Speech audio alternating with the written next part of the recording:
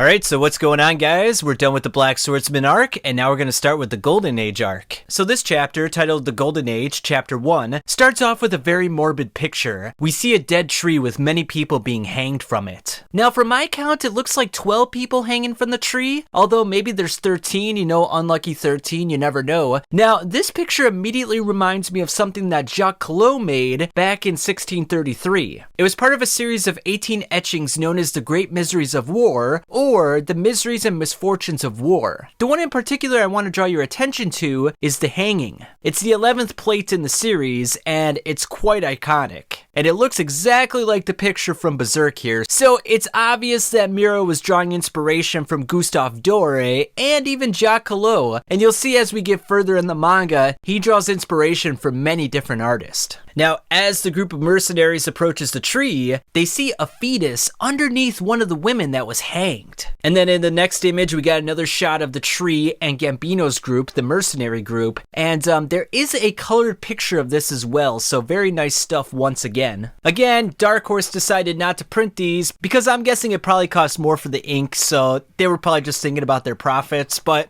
it's really quite a shame because Kentaro Miura colored these himself, so it kind of does him a disservice, but it's online nonetheless. Now, the man here, whom we find out to be Gambino, is like, whoa, pretty grisly. Now, the lady on the caravan jumps off, and she grabs onto the baby and starts to cradle it. Now, it turns out that this girl, Shisu, had a miscarriage about 3 days ago. And because of that, she's clinging onto this baby. And one of the soldiers is like, hey, that would have been your kid, right, Gambino? And Gambino's like, how the hell am I supposed to know? Of course, it's pretty much implied that Gambino is the father. Now, Gambino is trying to drag Shisu away from the baby, but then the baby starts to make some noise. It starts to cry, and everyone in the mercenary band is wondering how the heck this baby can still be alive. After all, it did come from the dead body of its mother. Now, one of the soldiers mentions that it's a bad omen to pick up a kid in a place like this, but Gambino kind of just laughs at the whole notion. And Gambino's like, I'll just let it be her toy for a while. It will probably die on its own in a few short weeks or so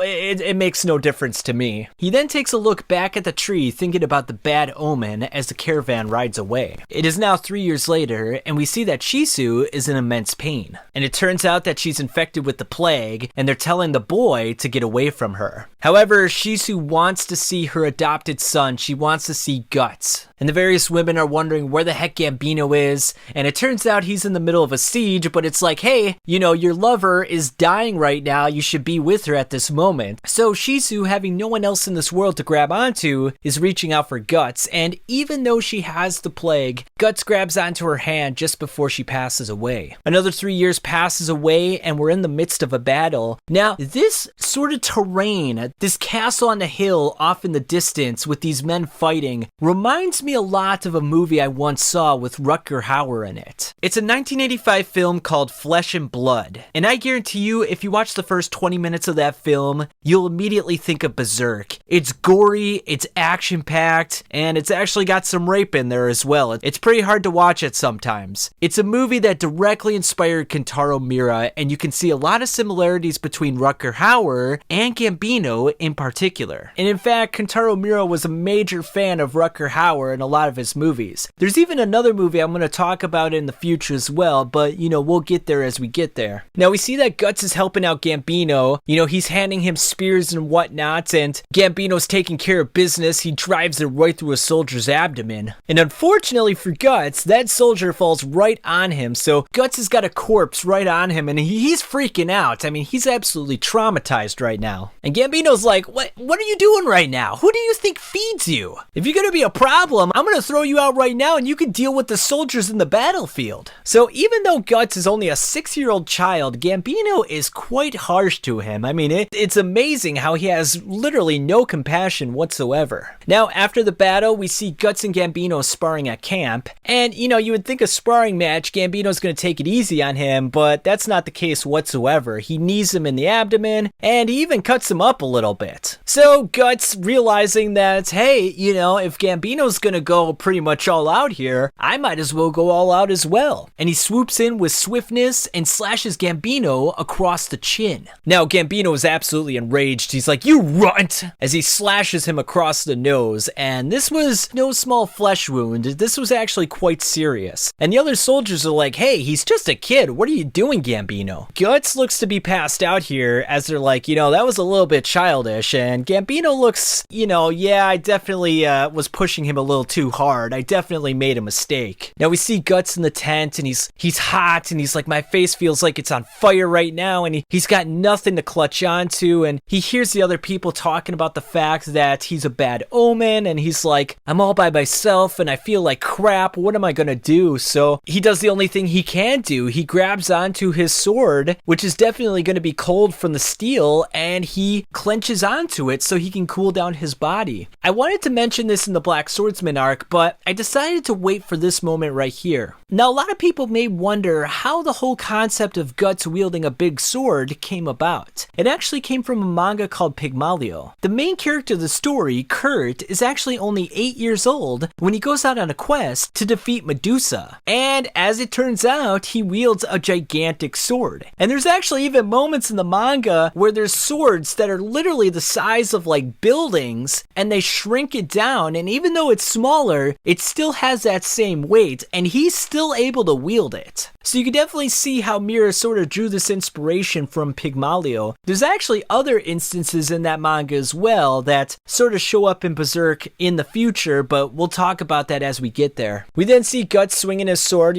just doing a little bit of practice, and Gambino feeling bad about what happened, he decides to throw him a little shell of ointment or salve or something. And after thanking Gambino for giving him the medicine, Guts decides to apply it to his wound. It does sting a little bit, but he does notice that he is feeling a little bit better. It is now 3 years later, and we see another castle that's being destroyed, and we can only imagine that Gambino and the mercenaries are trying to take it over. And Gambino's leading the charge. He's like, "It's time to get to work," and as it turns out, this is going to be Guts' first battle as a mercenary. So Gambino decides to lead the charge, and Guts is right in the action. Now Guts encounters one of the soldiers. The soldier knocks off his helmet, but Guts, as he's falling down, manages to pierce the soldier right in the neck, getting his first kill on the battlefield. So the first kill in the manga itself was Igor back in the Black Swordsman arc, but the first kill in terms of chronology was some unnamed soldier. Unfortunately, we don't know his name. But unfortunately for Guts, his good fortune doesn't last. A man with a mace knocks him down and puts his foot right on his back. But before he can do anything about it, Gambino slices him from behind right through his throat. And Gambino reminds him, he's like, "Hey, once you got a kill, you got to continue moving forward. This isn't practice after all." Now, after the battle, everyone's receiving their rewards for their accomplishments, and Guts decides to show Gambino what he got. Now, Gambino takes the majority of the claim, and he gives Guts just like one little coin, and he's like,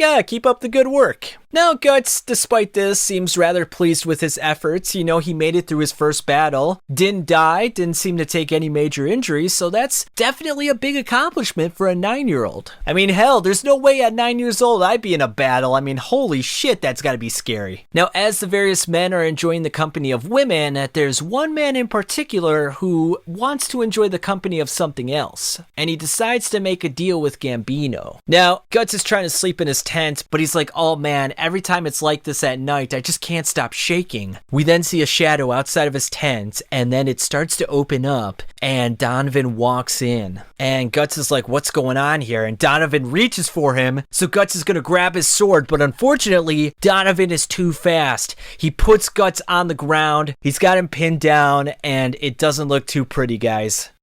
Alright, so now we're on the Golden Age, Chapter 2. Now this chapter starts off with a picture of Guts on a body of corpses, and yeah, pretty ominous, pretty badass if you ask me. Now, it's the dead of night, Donovan is on top of Guts, and Guts can do nothing about it. I mean, he's only a 9-year-old child, and a full-grown adult is on him. Now, Donovan puts a rag in his mouth so he can't scream, and he tells him, "Hey, I'm not here to eat you, will you relax already?" Now, Guts manages to elbow him in the face, which kind of distracts him, and he looks to kick him, but unfortunately for Guts, Donovan kicks him right in the abdomen. He falls back, and then Donovan grabs him by the neck and lifts him up in the air. And then he says, hey, stop wriggling around. I paid Gambino good money for you. And Guts can't believe what he just heard. And it turns out that Gambino sold him out for 3 silver coins. And then we get a very depressing image of Guts as he's absolutely taken advantage of by the vile Donovan. It's the next morning, Donovan leaves the tent, and Guts is just sitting there with the rag still around his neck, wondering what just happened to him. Now, Gambino's shaving his face with a knife, and he notices Guts with a cloth around his body and a sword in his hand. Now, Gambino thinks he's here for sword practice, but Guts is like, wait a minute. Does he not know about last night? Was Donovan just lying to me?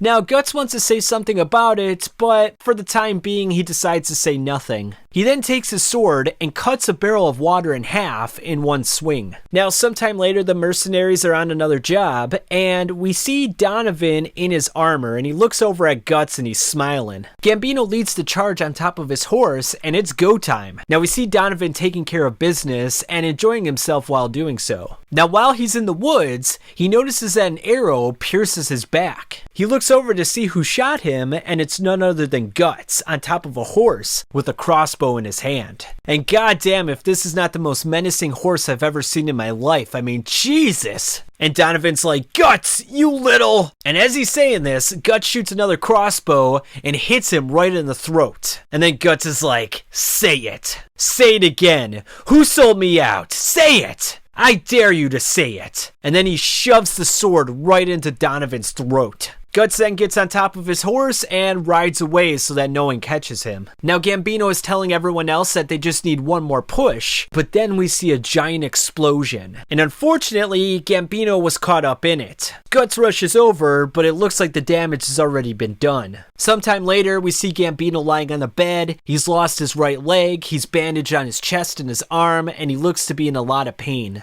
And because of all the damage and injuries, he'll never see the light of battle ever again. Now, trivia question. Now that the leader Gambino is officially incapacitated and can't fight in battles anymore, who does this mercenary band nominate to be the new leader? Pause if you don't want to be spoiled, otherwise the answer is Duncan. Now, as Gambino is resting up, Guts is like, you've always acted superior to me, always smiling like you were looking down your nose at other people. But now the roles have reversed. Now Guts is the one who's above him and Gambino's on his back. Now Gambino starts to reach out and he's like, Shisu, I'm on my way back. And Guts is like, Gambino, this isn't you. What are you doing? Now, it's 2 years later, and Guts is officially 11 years old if you're keeping track at home, and we see the mercenary band going on another mission. Guts is engaged in one of the soldiers, and it's a pretty intense battle. And then, in a flash, he manages to slice the leader right in the neck, and we see blood spurting everywhere.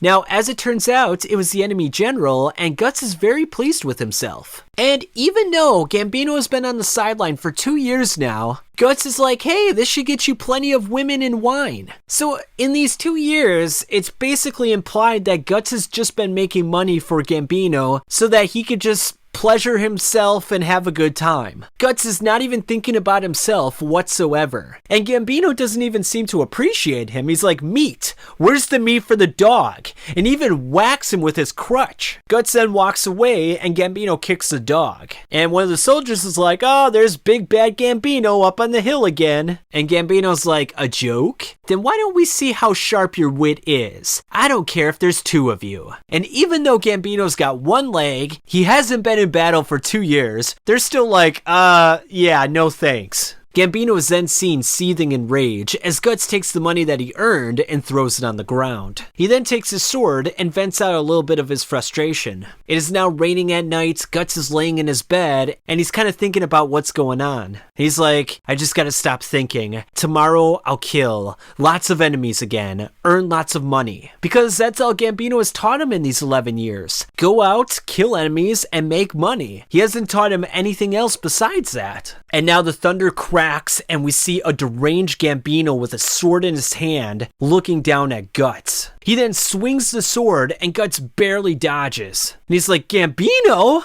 What are you? And Gambino's got a crazed look in his face. And he's like, I just figured you'd die before long. And then he's like, what the hell have you got against me? Giving me evil for good. What have you got against me, huh? You're a devil's child, Guts. A cursed kid who's nothing but bad luck. And then he just absolutely devastates him by saying, you should have died on that day 11 years ago beneath your mother's corpse. And Guts can barely process what's going on right now as Gambino takes another slice at him. Guts then picks up a sword and starts defending himself. Gambino then decides to reveal that Donovan bought him for 3 silver coins. Now Guts doesn't want to believe it, but Gambino reinforces the idea by saying, I was sick of you. That's why. You killed Shisu, and then you followed me around like some lonely puppy. And Guts has got tears in his eyes, understandably so, and Gambino decides to swing at him one more time, but Guts thrusts his sword upwards into Gambino's neck.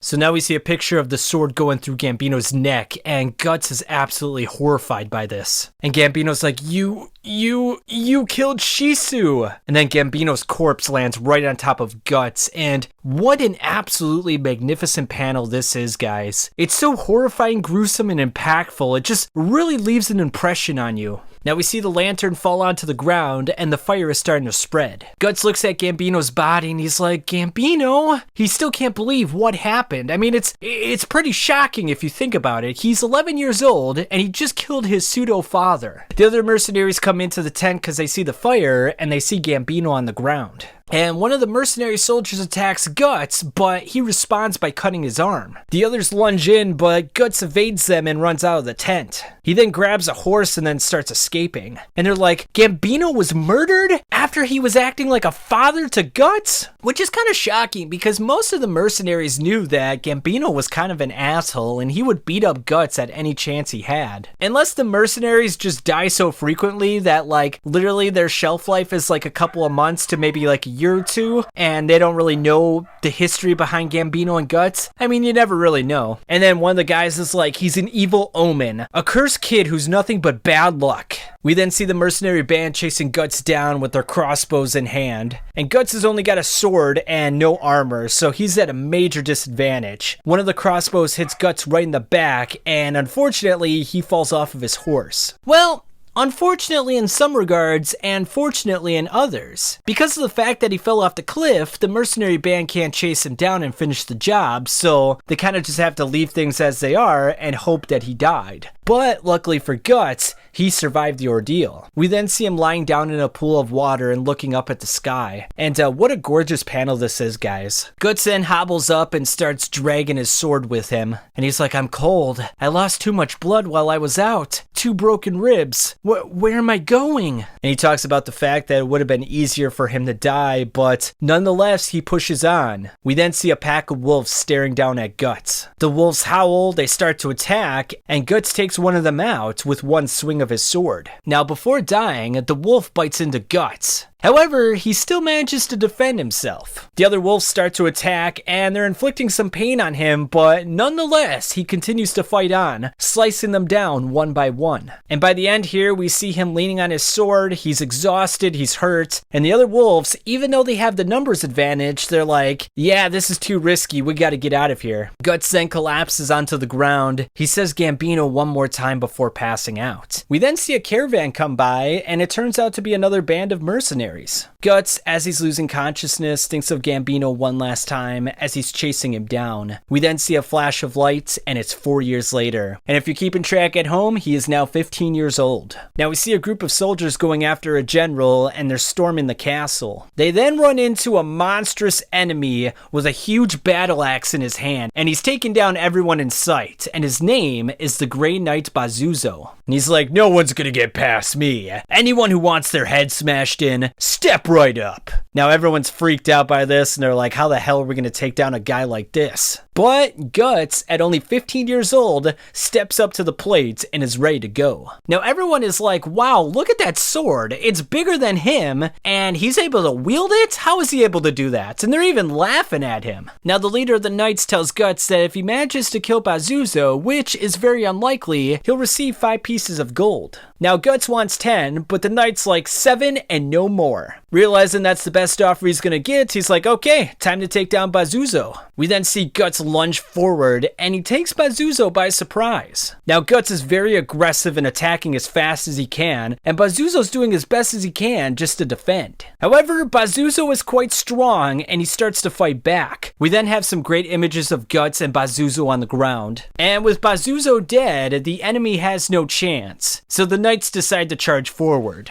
As Guts is looking at the blood on his head, he sees that one of the Knights is about to cut him down. But he's quick enough to dodge it and slice him right in the stomach. Now off in the distance, we see a couple of Knights and they're like, wow, the enemy's got some great ones too. Who's stronger, you or him? There's no comparison, man. Right, Griffith? So now from the Black Swordsman arc, we finally get to see Griffith in human form. And we still don't know at this point whether or not he's going to be good or bad. At least in the future we know he's going to be bad, but at this moment we don't really know who he is. Now because the castle's done for, Griffith and his men decide to escape. Now Guts receives his reward, and the Knight's like, hey, would you like to serve for me officially as a Knight's apprentice? And if he does so, he'll get 3 times the pay and even be promoted to squire. Guts callously tells the Knight that the contract is up and he's gonna go away now. And he's like, well, wait a minute. What about status, money, and security? Why are you fighting these dangerous battles? And as soon as the Knight grabs on the Guts, Guts snaps back at him and he's like, don't touch me.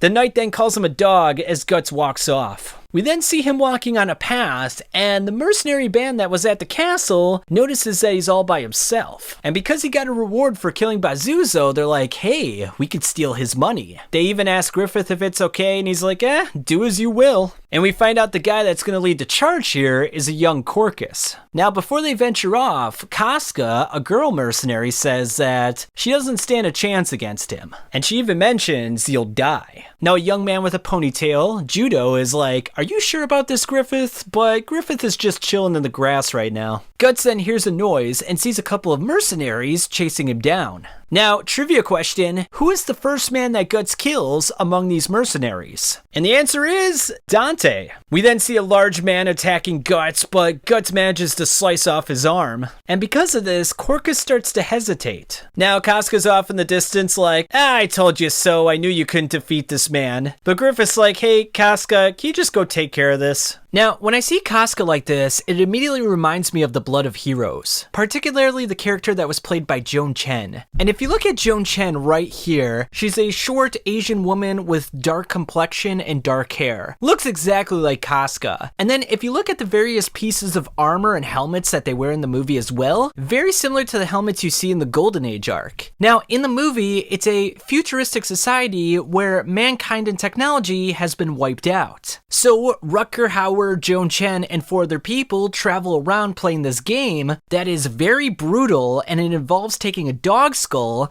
and putting it on a sharp stick. And essentially, while you're doing this, you could just beat up the other team. You can gouge their eyes out. You can break bones. You can even kill them. It's an absolutely brutal sport, and you can see how that sort of inspired Berserk as well. Now, Corcus tells Regal to go after Guts, but before he can even react, Guts goes after him. Before he can kill him, however, he gets shot in the arm with a crossbow, and it turns out to be from Casca. Of course, at this moment, Guts doesn't know that it's a girl. Casca then charges Guts with sword in hand, and Guts blocks her attack. They then go at each other some more, as Guts knocks off the helmet from her head. And because of doing this, he realizes that she's in fact a girl. Casca lunges in once more as they go back and forth. And the other mercenaries are like, wow, Casca's being driven back. And it turns out that besides Griffith, she's the strongest mercenary among this band. Guts then knocks her down and gains the advantage, and she's thinking that she's dead. But before anything happens, a spear comes down in between the battle, and we see Griffith on his white horse. We then have a very nice panel of Guts staring up at Griffith, and very magnificent stuff once again. Casca tries to warn Griffith that Guts is tough, and Griffith tries to convince him to lower his sword, but Guts is not having any of it. Guts then makes the first move, and Griffith blocks with ease. He then performs a quick maneuver and stabs Guts, knocking him down. And with this, Guts is officially incapacitated. So the man who took down Pazuzu and was defeating Casca is taken down by Griffith with almost next to no effort. Now Casca points her sword at Corcus and she's like, if you don't know how deep the water is, don't jump in, giving him a warning not to go into battles haphazardly like that. Now, surprisingly, Guts manages to stand up once more. There's a pool of blood underneath him, and he's very tired and exhausted, but he's willing to confront Griffith once more. And the others are like, what's with this guy? Guts then looks up at Griffith with vitriol and a menacing glare. He takes his one arm, he looks to slice him down, but unfortunately, he collapses right onto the ground. We then see Griffith take off his helmet, as that's the last image that Guts sees before he passes out. Alright, so we got a beautiful cover for the Golden Age, chapter number 5, with Guts and Griffith staring at each other here. The chapter starts off very surrealistically. We see a childlike Guts with his sword in hand, running away from a Donovan-like creature. The creature tries to grab him with his hand, but Guts turns around and tries to use his sword to defend himself. Guts then notices something off in the distance. It's a man sitting on a chair with a dog by his side, and it turns out to be Gambino. And he's like, Gambino, save me! Cutting this thing with a sword doesn't work! Gambino! And Gambino's like, don't be ridiculous. And he's like, you got my right leg in your hand, don't you? And Guts starts to panic and he drops it onto the ground, and underneath the leg is a bunch of corpses. And he's like, besides, did you forget? I'm dead because of you. I'm dead and gone now. You shoved your sword right up through my throat. It hurt a lot, even to death. And Guts is really confused right now, and we see the dog by Gambino's side has the face of Shizu. And Guts is like, wait, listen to me. But just then, the large shadow-like creature grabs onto Guts, and it turns out to have Donovan's face. We then see Gambino and the dog turn into skeletons, as Guts is like, forgive me,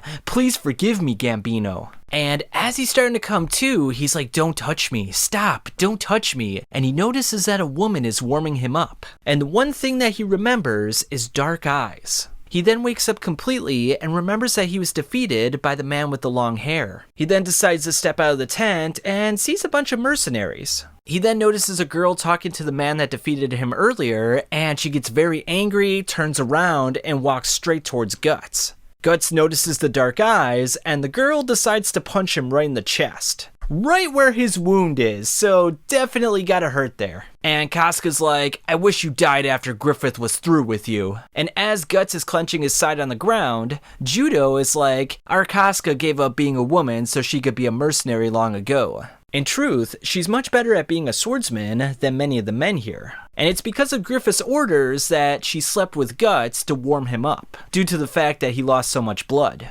Griffith then approaches Guts from behind with his sword in hand, and he's like, I'm Griffith, what's your name? Guts responds by telling him his name, and Griffith marvels at his massive sword, mentioning that he could never wield it. The two take a walk with each other as Corcus is wondering why he's keeping him around. Rickert, the small boy, is like, well, he's a really strong mercenary. If he were on our side, that would help out a lot in battles. But Corcus doesn't seem too pleased by this. He's like, well, he cut off Errol's arm and killed Dante. Griffith then tells Guts that they're the Band of the Hawk, and Guts is very shocked by this, thinking to himself that they're one of the last mercenary groups that you ever want to run into. He even mentions that the last castle siege should have happened in 3 days, but took over 3 months because of the interference of the Band of the Hawk. Now, once they get on top of a hill, Guts is wondering why Griffith didn't kill him. And Griffith responds by saying, because I realized I want you, Guts. And naturally, Guts is like, are you a homo?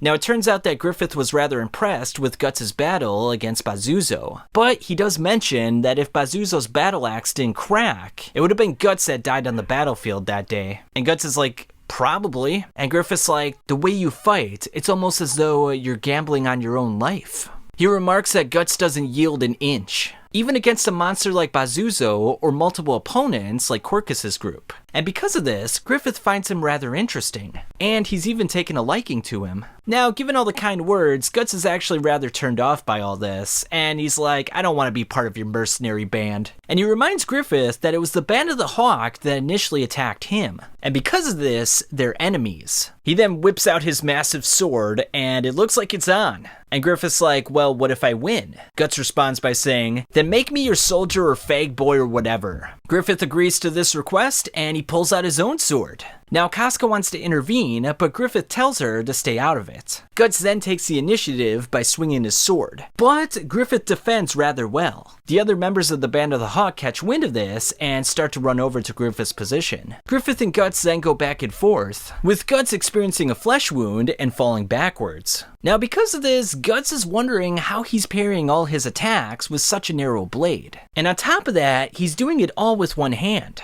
Guts is rather impressed with his skill level, but at the same time, he still wants to win. Now, the other members of the Band of the Hawk want to intervene, but Casca stops them from doing so, and she even pulls out her sword against Corcus. Meanwhile, Griffith continues cutting up Guts. Guts then uses a diversion by putting his sword in the ground and putting dirt in Griffith's face. Griffith then decides to jump into the air and onto the blade of Guts' sword. Now, this part is really interesting because Griffith jumps on top of Guts' sword, which by all accounts should be impossible to do. I mean, I couldn't imagine anyone in real life doing something like this. Now, I asked the various supporters of my channel where this move came from. Was there a movie that Mira drew direct reference from, or was it something that he created on his own? I think it's kind of a little bit of both. And I want to thank Rex Tullis because I believe he gave the most correct answer in this regard. So essentially what Griffith is using here is a enlightened kung fu technique called Qigong, otherwise known as lightness of body. And once a monk reaches an extraordinary level of internal energy, they can change the weight of their body at will and essentially create propulsion so that they can float through the air.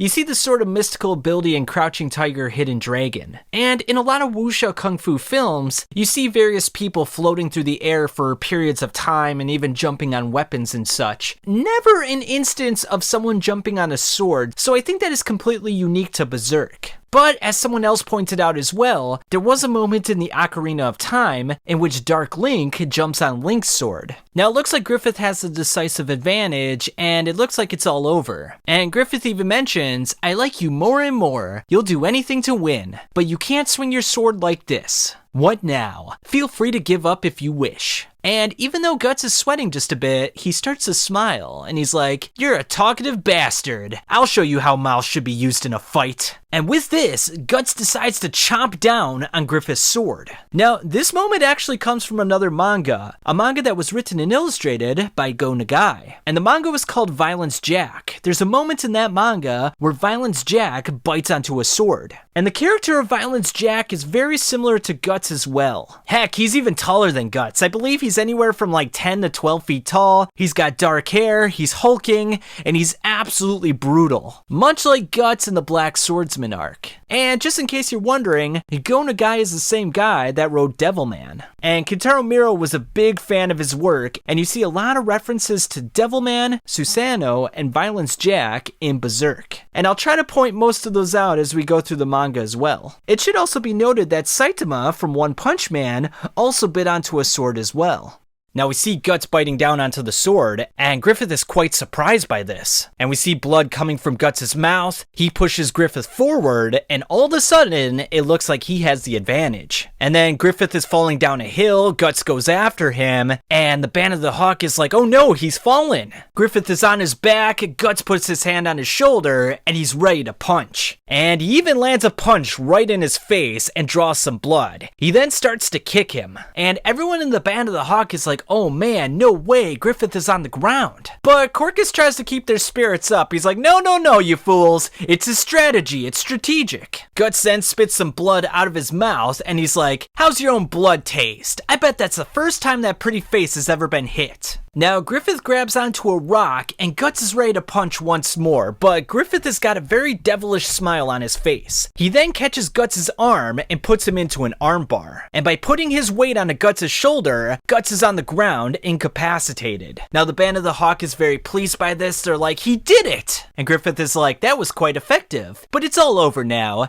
You will concede defeat, or I will have to dislocate your shoulder. Choose. And even though Guts is in a lot of pain right now, he's like, asshole. And with no other choice, Griffith has to dislocate his shoulder. And everyone from the Band of the Hawk is quite pleased by this, but Casca is a little bit indifferent. Now, some of the members are quite honest. They're like, oh man, we didn't know what was going to happen after you fell off of that cliff. But Quirkus is rubbing it in Guts' face. He's like, that's what you get. Come on, stand up. But Griffith moves Quirkus aside, and he decides to grab onto Guts' face with his hands. And he's like, now you belong to me. And everyone's like, what's that mean? And Griffith's like, from now on, he's one of the Hawks. And upon saying this, Casca, who's still up on the hill, is like, he's never said that before. Griffith's never said a thing like that before. I want you, not to anyone else. So this indicates to us as the readers that there's something special in Guts, some sort of ferocity, indomitable will that Griffith sees that no one else sees. Now, it's later on at night, we see campfires going on, and the only thing that Guts can think about right now is the fact that he lost and the fact that he got crushed by Griffith. And he's even like, it was pathetic, damn it. And he even equates Griffith's grin to like a child. And he tosses over and he's like, God damn it, what the hell is he? Now he hears a noise outside, and it's Quirkus and some of the other members, and they want to take on Guts because of the fact that he killed Dante. And Quirkus is like, don't worry about his strength, guys. If we catch him asleep, we can kill him. Now, even though Guts is in a weakened state, he gets up and he grabs his sword, and he's like, these guys will be no problem at all. But before Quirkus' group can do anything, Casca decides to intervene.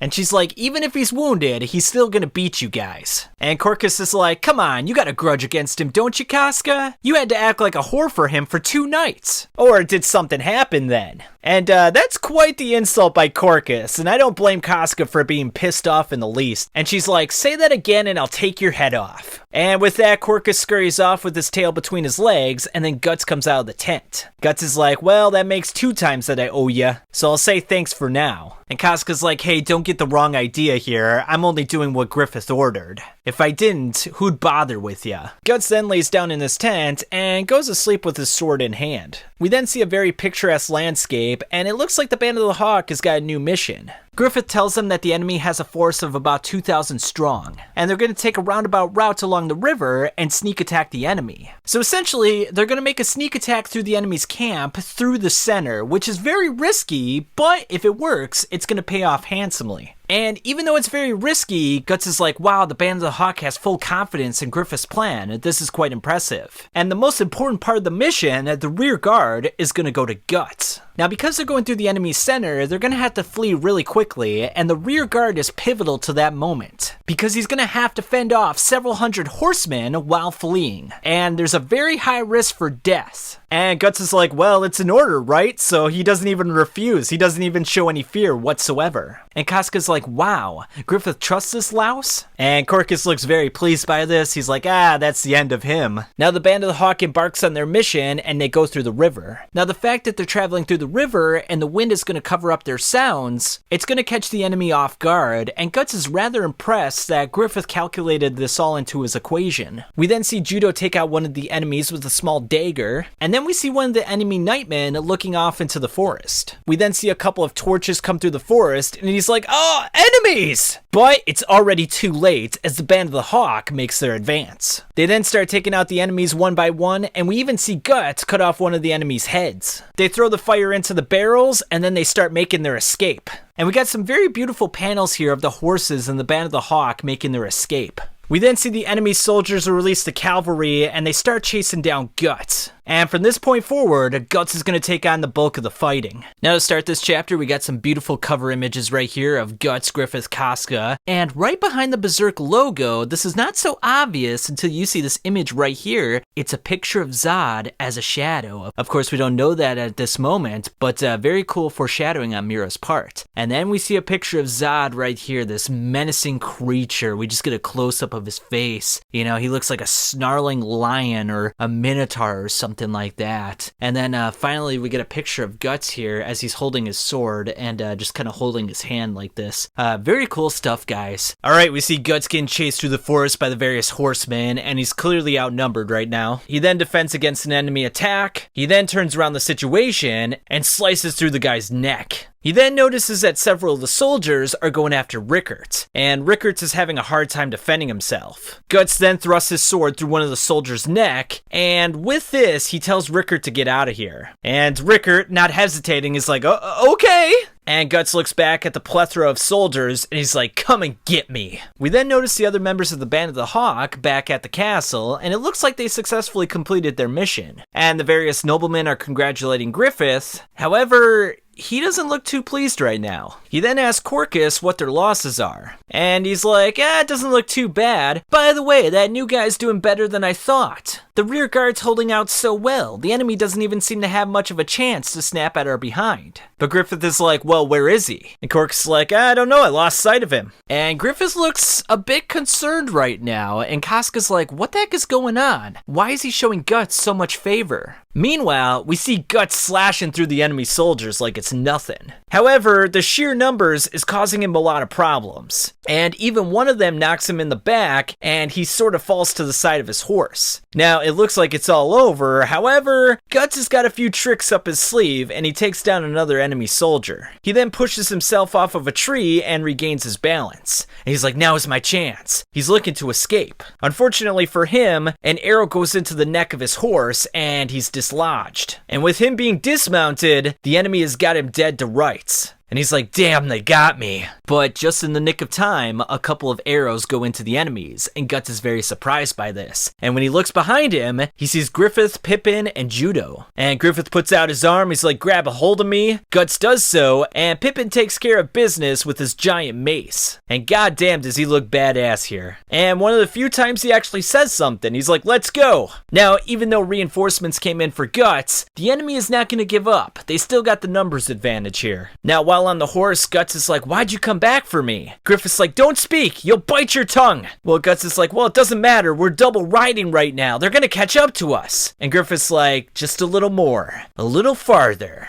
And the enemy is literally right on their backs. They're drawing their swords. They're getting ready for the kill. But just as Griffith and the Band of the Hawk exits the forest, they begin to scatter. And the enemy realizes that they're face to face with a bunch of cannons. And in a brilliant manga panel, we see the cannons all firing at once, right at the enemy and taking them down one by one. And Guts is absolutely shocked by this. He didn't see this coming. And with no other resort, the enemy has to retreat. So they run away with their tails in between their legs, and the Band of the Hawk has had a very successful mission. Now, while everyone is very pleased by the outcome of this mission, Corcus and Casca look less than pleased. They actually look a little disgruntled right now. And it's because of the fact that Griffith is showing Guts so much favor. Later that night, we see the various members of the Band of the Hawk celebrating their victory, and the various nobles are like, oh boy, that was another successful attack by Griffith. Now, even though he doesn't have any backing in the kingdom, his men are extremely devoted to him, and his tactics are brilliant, which could pose a problem for the nobles in the future. So even though Griffith has got his enemies in the battlefield, we're already starting to learn that he's got his enemies in the aristocracy. Now, some of the soldiers in Griffith's camp are mentioning how Guts is actually a pretty good soldier, and he's able to hold his own. Now, we notice Guts sitting on one of the castle walls, and he's just kind of looking off in the distance. He doesn't want to really talk with anyone or participate in the celebratory party. But three members from the Hawks, Judo, Pippin, and Rickert, decide to invite him to the party. Now, after introducing himself, Rickert is like, wow, I've never seen anyone but Griffith fight that amazingly before. And Guts just kind of plays this off like, well, I was just doing my own job. And Judo's like, come on, we can't get going with the party without the main star. And Guts is still declining, but Judo decides to pull out his trump card, which is the hulking Pippin. And in a very humorous manga panel here, we see the hulking Pippin grab Guts and put him over his shoulder, which is very humorous because Guts is such an imposing man himself, and he's so defensive, especially to others touching him, that it's quite rare to see someone manhandle him like this. Now Guts attacks Pippin with his elbow and he's like, "Don't touch me," but this is quite impressive because Pippin doesn't even flinch here. You know, you see blood coming from his lip, and he's like,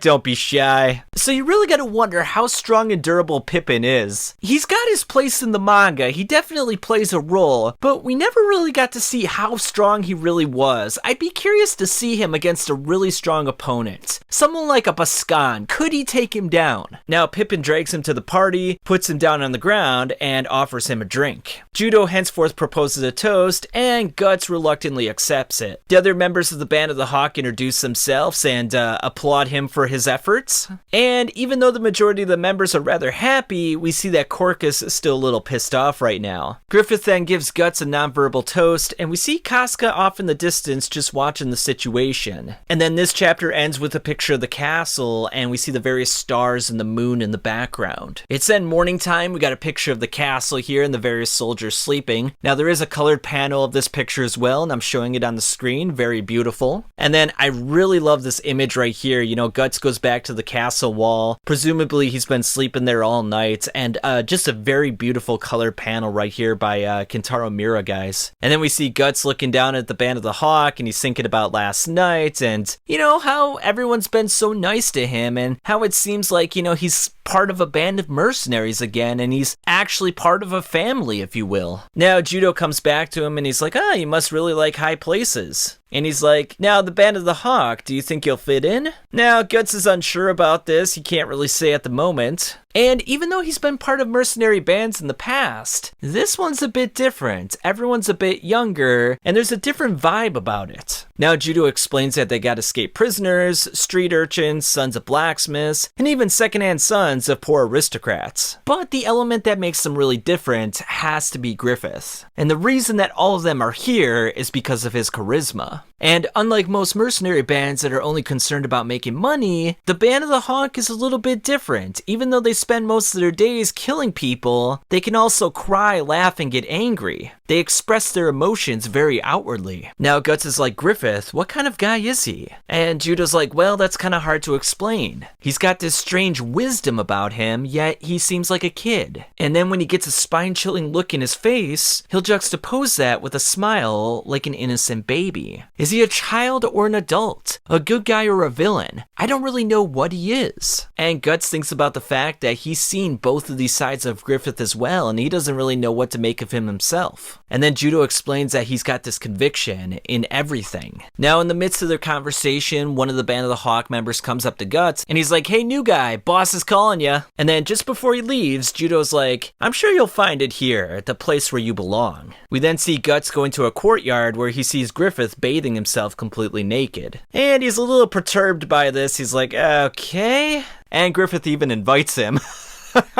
He then decides to splash Guts with some water, and the two have a water fight with each other. Kind of like a bunch of kids. And this is usually not the stuff you would see in a typical mercenary band, which makes it quite a bit different. The two then have some more fun as Judo watches on, and you know, they're just laughing afterwards. After Guts gets the last splash, Griffith begins to laugh, and he's like, okay, I give up. And then Guts notices the weird thing that Griffith is wearing around his neck. And then we get this nice close-up visual, and we already know from the Black Swordsman arc that this is a baylet. However, besides something in the god hand, we don't know much else about it. And Griffith explains that he bought it from an old gypsy fortune teller ages ago, and it's called the baylet, or the egg of the king. And he explains that whoever possesses this is destined to obtain the world in exchange for his own flesh and blood. And Guts is like, the world?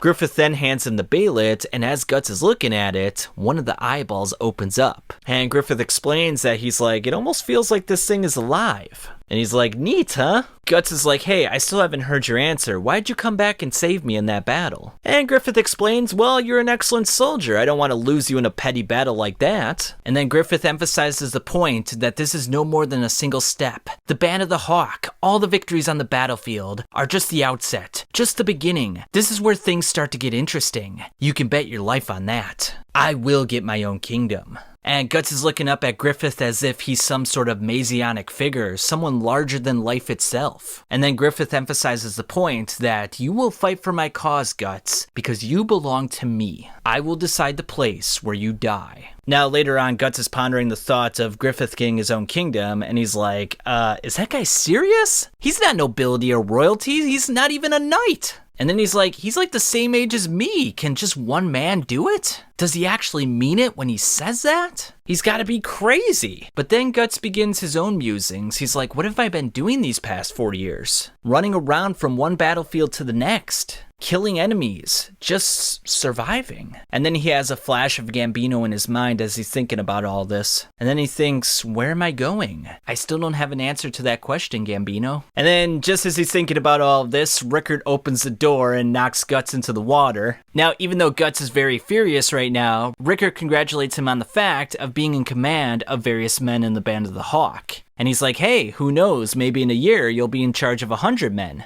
And he offers his hand to Guts, Guts grabs onto it, but just then, Pippin opens the door and knocks the both of them over into the water. And as this is going on, we see Casca on the castle walls just looking over at them. It's now sometime later, we see various knights and horses go into battle with each other, and then we see Casca, Judo, and Griffith as Griffith commands the army to move forward. And with this, Guts puts down his helmet, and he rides off on his horse with sword in hand. Now with this chapter, we officially start a new chapter count for Berserk, so all the chapters leading up to this sort of had their own title names and such. But this one, The Wind of Swords, is officially the first chapter of like the canonized Berserk. But up until this point, the chapters really haven't been going by like numerical order, so officially with The Wind of Swords, this is the quote-unquote first chapter. Now we start off with this nice panel here. In this world, is the destiny of mankind controlled by some transcendental entity or law? Is it like the hand of God hovering above? At least it is true that man has no control, even over his own will. And of course, as many of you already know, this is the official opening for the 1997 anime. At the beginning of each episode, they play this 30-second snippet, and then they move on to the opening theme, Tell Me Why, by Pen Pals, and then you have the episode itself. Now, interesting little bit of information, in Young Animal, they posted the same photo in a colorized manner as well. So they got it with the text, and then they got it without the text, so very cool. And then this scene, man takes up the sword in order to shield the small wound in his heart sustained in a far-off time beyond remembrance. Man wields the sword so that he may die smiling in some far-off time beyond perception. And this is another beautiful image, and of course they also have a colorized version of this one as well. And then when this issue came out in Young Animal issue 11, the official cover looked like this, with a picture of Guts. Now what's really cool is I found an image with Guts without all the text, the colorized version, so these are absolutely beautiful, guys. Nice little bit of insider information here. And then before we actually start the chapter, we got a picture of Zod. Of course, we don't know that at this moment. Now, we see the soldiers going off into battle, and absolutely beautiful picture right here, guys. It says the war has been going on for 100 years, and we see the various soldiers killing each other, and some very brutal images as well, I'll say that much. And then we see the leader of the enemy army saying, onward, trample them down. And if you notice the helmets on their heads, they kind of look like Ram's helmets. That's very suitable because the name of the army is called the Black Ram Iron Lance Heavy Cavalry. Now we see the king off in the distance, and he's like, oh, what a disaster. A mere 3,000 horsemen are confounding us. And he's like, is there anyone in Midland who can stop these black devils of Tudor? And as the Black Ram Cavalry are charging forward, we see Guts off in the distance. He whips out his sword in a magnificent full-page spread, and then he starts charging forward into the enemy army all by himself. And with one swing, he cuts the enemy right in half. Everyone is watching on in horror as Guts continues slicing and dicing. And they're like, don't break rank, he's only one soldier. But just then, the Band of the Hawk comes from the forest to surprise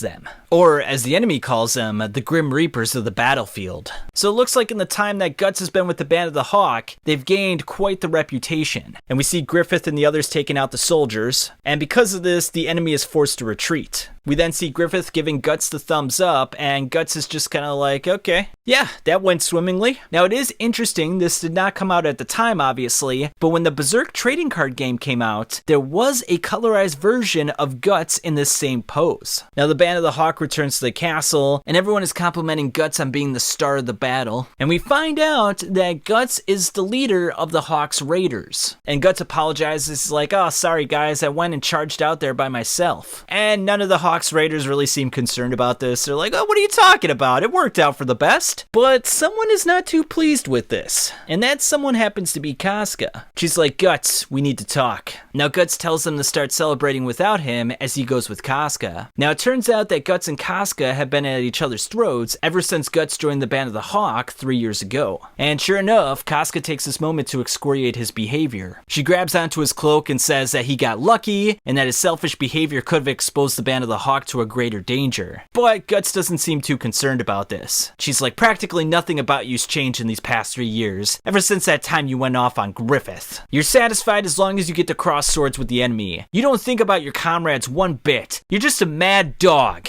And this definitely strikes a chord with Guts, because he grabs onto her hand, and she looks a little bit surprised by this. He's like, say that one more time. But before anything happens, Griffith intervenes. He then says he wants to have a talk with Guts, but Casca's like, you're too soft on him, Griffith. Now, as Casca is leaving, Quirkus takes this opportunity to remind Casca that Guts is Griffith's favorite. And by arguing with Guts, it only makes her look that much worse. Now, he changes the conversation by saying, well, hey, if you ever want to off him, I'll be there for you. But she just decides to trip him and offers a fake apology. Now Guts tells Griffith that he does think about his comrades. He's not who he used to be 3 years ago. And speaking of 3 years ago, Griffith reminisces about the battle that they once had. And he's like, that fight was enjoyable. It was how fights should be. And Guts, having time to reflect on the situation, is like, Griffith, I'm sorry about today's battle. And Griffith is like, even that part of you is part of my plan. And then he leaves without another word. We are then transported to a ceremony in which a commoner, i.e. Griffith, is attaining the title of knighthood, which is kind of pissing off some of the other nobles of the Midland Army. We then see Griffith being knighted as the various members of the Band of the Hawk watch on with pleasure. Quirkus is especially pleased with this news because he's like, Griffith is a Viscount now, and that means they could say goodbye to being wretched mercenaries and join the regular army. However, Casca reminds him that insubordination from now on could possibly cause them trouble, especially for Griffith. Now, as this is all going on, Casca is wondering where Guts is, and we see that he's out in the courtyard training with his sword. Griffith then kisses a sword and gives a wave to the crowd. And after a strenuous training session, Guts leans against a tree and looks up at his sword. It was crimson like a drop of blood. And this chapter is titled Nosferatu Zod, Chapter 1. And then Griffith says that he bought this from an old gypsy fortune teller ages ago, the Bailet, also called the Egg of the King. You see, it is said whoever possesses this is destined to obtain the world in exchange for his own flesh and blood. The world. I will get my own kingdom. That's what he said 3 years ago. And now we see Griffith clutching onto the Bailet, we see lightning in the background, and we're wondering what's going on. We then see Griffith and his men looking at a castle that is burning from the inside. And then one of the soldiers comes in, he's got a report, and he's like, we're just about finished up taking out the enemy fortress. Unfortunately, they haven't taken out the leader yet, and Guts and the Hawk's Raiders are trying to finish up the job. And the reason that it's taken so long is they have a remarkable soldier. And Judo speculates that this must be Zod. And he's like, I caught wind of a strange rumor before this battle, that Nosferatu Zod has been added to the enemy forces. And they're all like, Nosferatu Zod? And it turns out that among mercenaries, Nosferatu Zod is a legendary swordsman. And the rumor states that he's killed hundreds, even thousands on the battlefield. And even though there's speculation that he's died in the battlefield, he always shows up again in some other battle. But the truly unbelievable part of the story is that they've been telling this for hundreds of years. years, implying that he's immortal. That's why they call Zod Nosferatu. Now, interesting bit of information, the word Nosferatu comes from Bram Stoker's 1897 novel, Dracula, and its unauthorized cinematic adaptation, Nosferatu, that came out in 1922. Now, it's believed that Nosferatu in Romanian means vampire. However, Nosferatu in that form does not appear to be a standard word in Romania, and it's suggested that Stoker believed that the term meant not dead in Romanian, hence the whole concept of the undead. Now, one proposed etymology of the word is that it's based on the Greek word nosophoros, meaning disease-bearing. Now, what's kind of interesting is that Dracula / Nosferatu, or any kind of vampires for that matter, usually have common tropes. They drink blood, they're undead, and they are either weakened by the sunlight or they die in the sunlight. Now, as far as we know, Zod does not drink blood, he does not die in the sunlight. However, he is immortal, so he's kind of quote-unquote undead. So that seems to be the only connection between Nosferatu and Zod. But it's a badass name nonetheless. Now Corcus is like, hey, don't tell me that you actually believe in this, Rickert. And Judo tells the group that he's like, well, I have a feeling that if you ran into him, he'd go into him full force, just like a madman. And the various members of the group are thinking, this cannot turn out good, as we see lightning in the background. Now Guts is trying to fight past Gaston, and he's like, let me in, you bastards! But Gaston is trying to calm him down. He's just like, just a little longer, Guts, just a little longer. And Guts grabs Gaston's face and is like, if you call in reinforcements, I'm gonna kill you.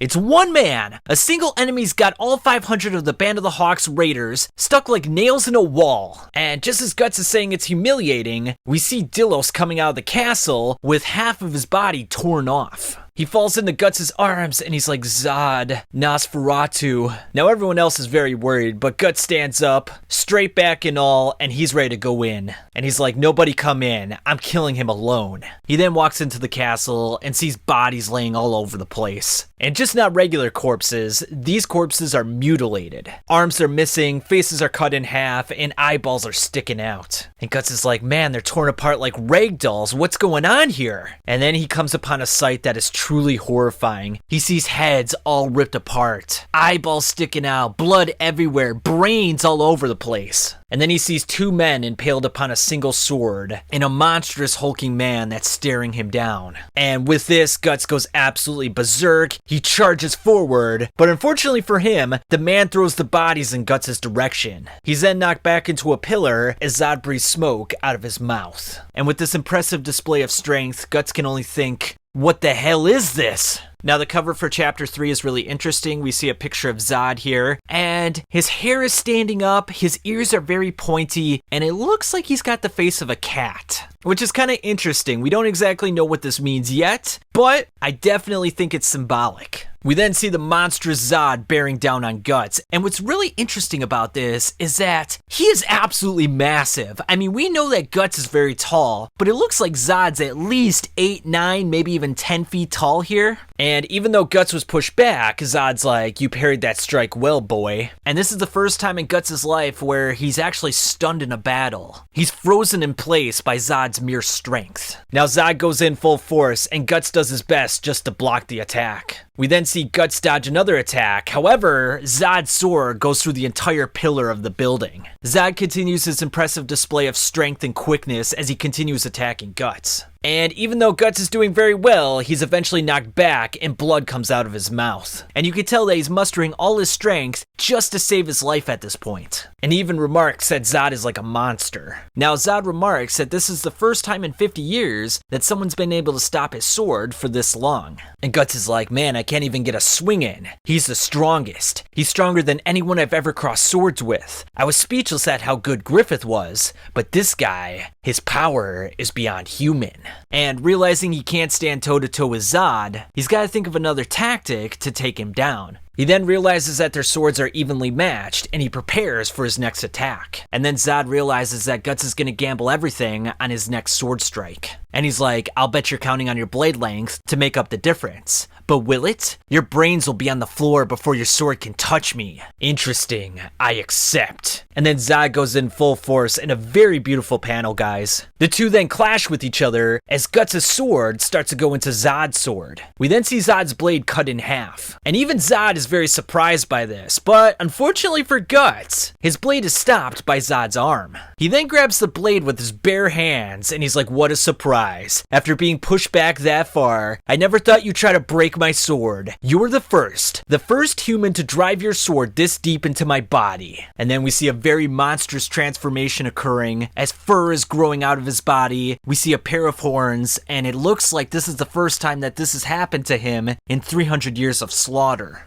Alright, so we got a beautiful cover of Guts here with a couple of the Hawks Raiders in the background. And then the first page is absolutely gorgeous. It's a full page spread of Nosferatu Zod. You get a close-up of his face, his eyes. You can tell that he's snarling. You can see his horn, all his fur. It's just absolutely gorgeous and terrifying at the same time. And then we see Zod grabbing onto Guts' sword, and he's making it look like a toothpick here, guys. And you see the smoke coming off from his body from the transformation, and he just looks absolutely terrifying. And then we see Guts' knees shaking, there's sweat coming off of his face, he's clenching onto his teeth, his eyeballs are transfixed on the absolute terror that he's staring at, and he's like, it was enormous, it was terror itself. Now Zod is actually very happy by this moment. He's like, it's been so long since I had the feeling of blood boiling. To make this feeling my own again, on the chance I might come across an enemy like you. Maybe that's why I've remained alive these 300 years. Now fight, don't disappoint me. And while Zod's holding onto Guts' sword, he goes to swipe him with his left paw. Guts has no time to react to this, and he gets slammed into one of the pillars.